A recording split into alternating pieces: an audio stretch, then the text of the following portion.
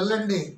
మీ ఆలయ ప్రదక్షిణలో ఎక్కడున్నా మీ గ్రామంలోనే ఉన్నటువంటి రామకోవిలికెళ్ళినా, వెంకటేశ్వర స్వామి గుడికెళ్ళినా, విష్ణాలయంకెళ్ళినా, శివాలయంకెళ్ళినా ఆలయ దర్శనంలో మీ నెగిటివ్ పోయి పాజిటివ్ ఎనర్జీ వస్తుంది.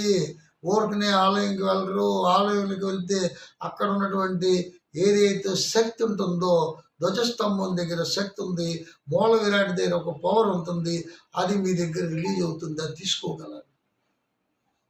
అందుకే ఆలయంలో కూర్చొని తపం ఆచరించమంటారు, ధ్యానాన్ని పొందమంటారు.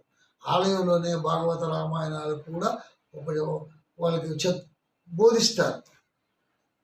పెద్ద పెద్ద వాళ్ళు ఆలయంలో పెడతారు. హరికథా కాలక్షేపం, ఉపన్యాసాలు, పెద్దవాళ్ళు తీసుకొచ్చి ఉపన్యాసాలు ఇవ్వడం. ఇవన్నీ ఏముందంటే అక్కడ ఉన్నటువంటి మీలో ఉన్నటువంటి నెగిటివ్ పోవాలి, పాజిటివ్ రావాలి. ఇక్కడ ఉన్నటువంటి గ్రహాలు చూసుకొని భయపడతావు.